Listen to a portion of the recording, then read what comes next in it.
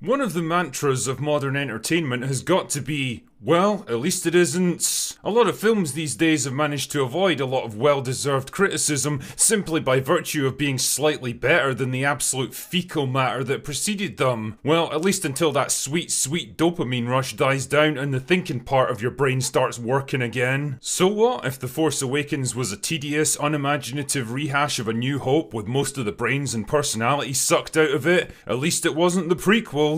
So what if Prey was a dumb, pedestrian, unbelievable attempt to milk a dead franchise with a comically incompetent antagonist and a main character that was only one step above the tediously predictable girl bosses that are slowly stomping every major franchise into oblivion? What the hell, at least it wasn't The Predator. Ghostbusters Afterlife was an utterly shameless cash grab coasting on pure nostalgia bait and key jangling that completely abandoned the sharp, dry humour of the original and had nothing even resembling an original story. Well, at least it wasn't Ghostbusters 2016, am I right? And the thing is, I'm not excluding myself from this crap either, because I completely bought into the bullshit just as much as anyone else, and even gave the film a mildly positive review back in the day. But just like waking up from a 2-day bender with the world's worst hangover and a dead body on your bedroom floor, time and space have allowed me to see that film for exactly what it was. So I wasn't exactly thrilled at the prospect of Frozen Empire, another Ghostbusters movie, once again centering around a bunch of asshole teenagers that I don't give a shit about, while the original cast look on with the kind of strained good humour of Chris Hemsworth in Love and Thunder. Jesus, we waited like 30 years for a proper sequel to the second movie, and now they're churning out these low-effort knockoffs quicker than Marvel can crap out Disney Plus shows. Anyway, I digress. So let's start by answering a few simple questions, shall we? Is Frozen Empire better than Ghostbusters 2016?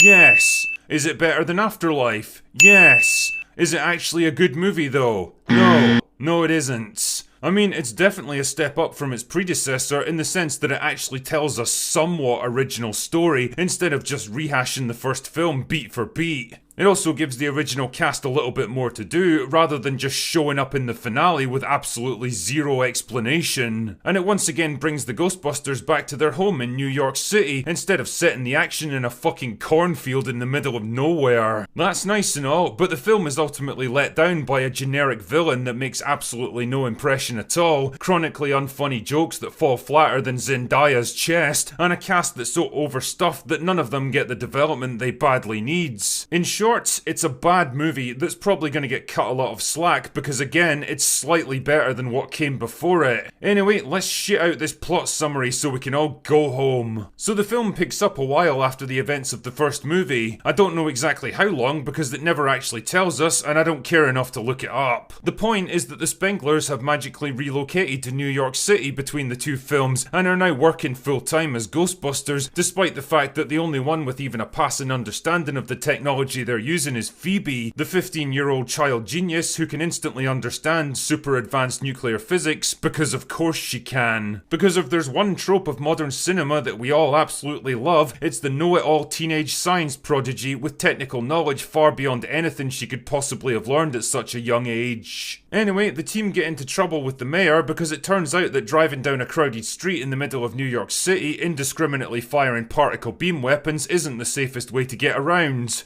Who knew? Phoebe then gets booted off the team because she's too young for ghostbusting, and it's fucking insane when you realise that this only happens because the mayor forces them to do it. This film pitches him as the antagonist, but God knows why, he's by far the most responsible character in the entire movie. Like, her parents would have been totally chill with their 15-year-old daughter risking her life on a daily basis, using highly dangerous experimental technology to combat supernatural entities with unknown powers and abilities. Fuck off with this nonsense.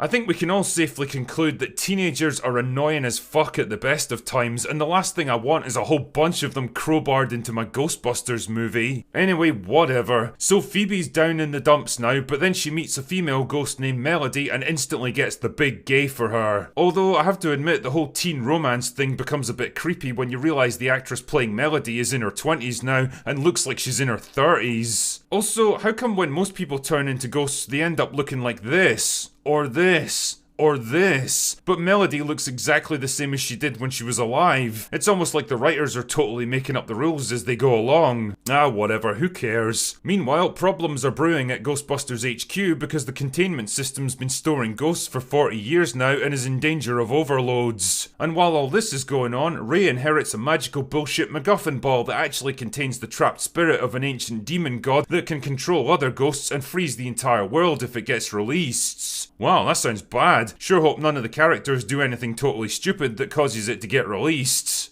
So then Phoebe does something totally stupid by turning herself into a ghost so she can scissor with Melody or something, but that allows the demon thing to possess her physical body and release it from its prison, and then it freezes the entirety of New York City. So the Ghostbusters, old and new, have to work together to defeat the demon thing and save New York, and then everything goes back to normal despite all of the major characters being literally frozen solid, which I'm pretty sure would be fatal, but whatever. And that's it, that's the plot for Frozen Empire. If I had to pin down the single biggest problem with this movie, I'd say that it's just got way too much shit going on. There's too many subplots, too many different story branches, and way too many characters. The original movie worked so well because it had a tight, well-written cast who complemented and sparked off each other perfectly. Aside from the 4 Ghostbusters, the only significant players were Dana Barrett, Louis Tully, and Walter Peck. That's a grand total of 7 characters. And even then, Peck was marginal because he was just there to fuck things up.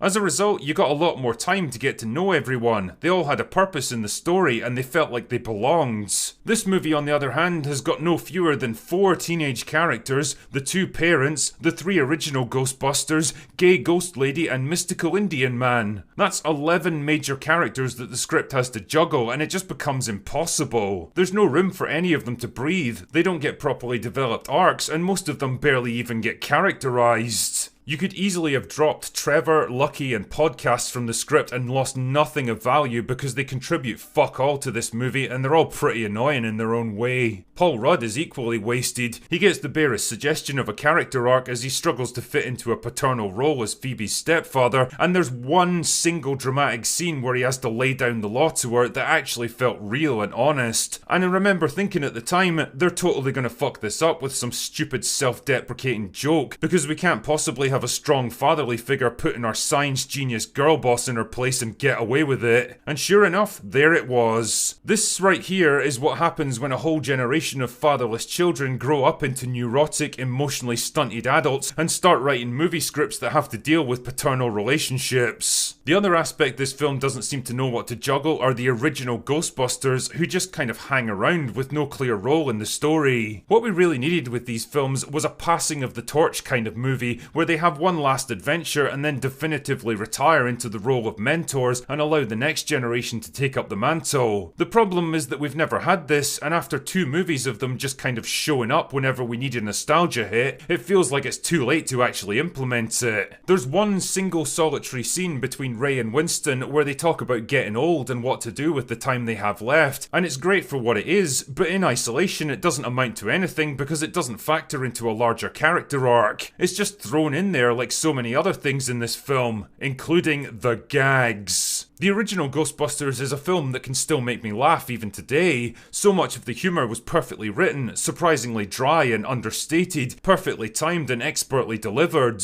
It worked because it was smart as well as funny, and it expected the audience to be equally smart to keep up. Frozen Empire, on the other hand, falls squarely into the Marvel style of joke delivery, pitching its gags at preschooler level and then refusing to move beyond it. And well, it just becomes kind of depressing when you look at where we were and where we are now.